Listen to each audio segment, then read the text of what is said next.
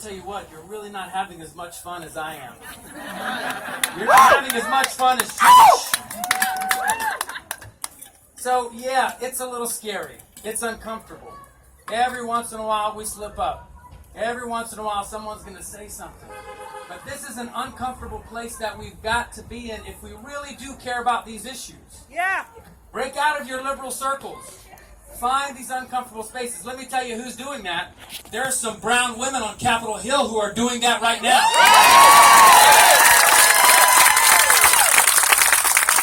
And look, my close sister Rashida Tlaib says some words that I don't actually use on a regular basis, especially in the Bible Belt of Virginia.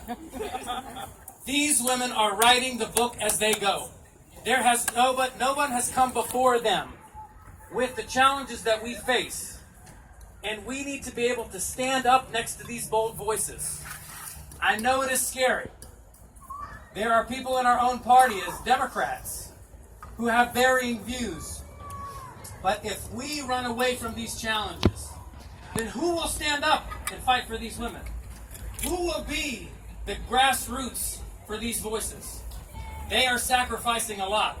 I will tell you there are millions and millions of dollars that are mobilizing to make sure that those women do not come back to Congress right now. I will tell you the bold voices that are here in Virginia, there are forces at work to ensure that those voices are squashed. Where are you going to be on this? You're going to be voting. Where are you going to be as these forces collide? Are you going to be comfortable? Look, I know life is hard. I got 3 kids. I had 2 soccer games at the same time yesterday. We were trying to figure that out. There are competing interests, and I know we're lost in the struggle, and I've got, yelling kids right behind me that I'm dealing with. But the reality is we have got to be able to step up collectively so that way we can meet these challenges as we move forward. The critical part of what they are bringing, the critical part of a Green New Deal, isn't an environmental plan. If you are here today and you think the Green New Deal is an environmental plan, you need to look things up. It is an intersectionality of economic justice, social justice, and environmental justice that says, environmentalists, you are not strong enough to get an environmental agenda done by yourself. Social justice advocates, BJ, you do not have enough folks in your camp by yourself. Our union brothers and sisters, Chuck, let me give it up.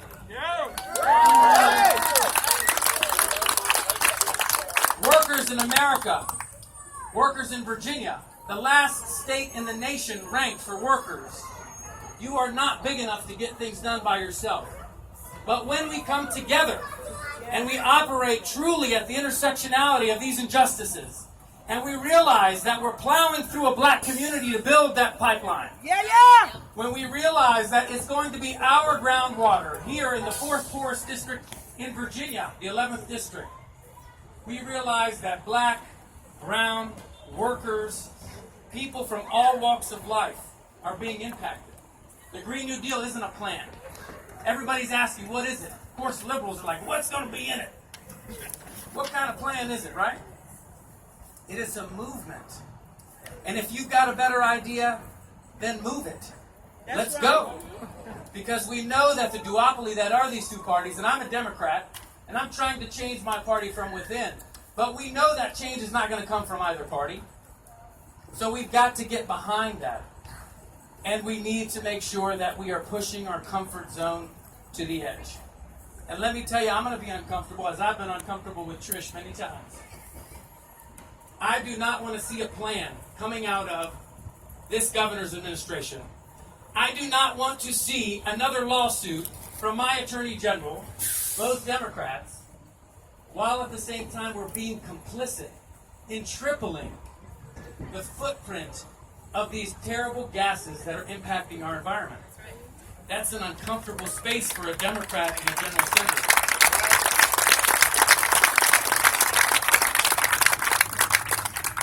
So look, I know we got loud for a minute, and maybe we gave us some thoughts here to really ruminate on to figure out what is the path that we're going to take moving forward. I love the Roanoke Valley. I'm raising my 3 kids here. I love what we're doing here, and it's really easy. This is probably blasphemous for me to say. It's really easy for me to get reelected. It's really easy, because that's how our system is created. So I can go about my day, give you guys some pats on the back, thank you for coming out, or we can challenge each other.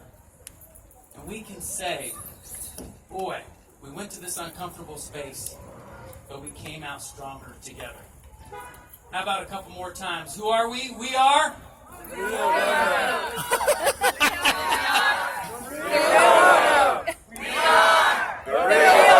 Louder! Thank you very much.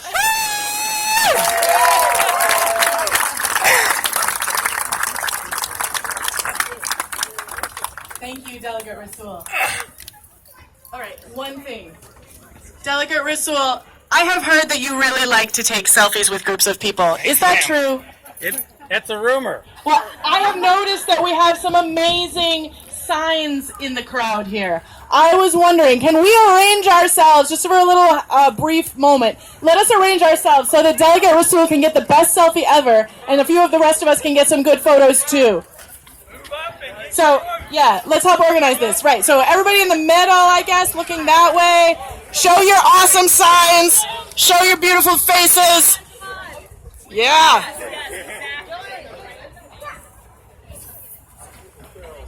All right, let's see how many people we can get in this.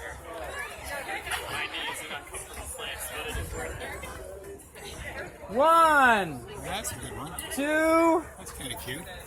3, and I got one more camera. You got it? I got it. One more. 1, 2, Looking good. 3. All right, you all are great.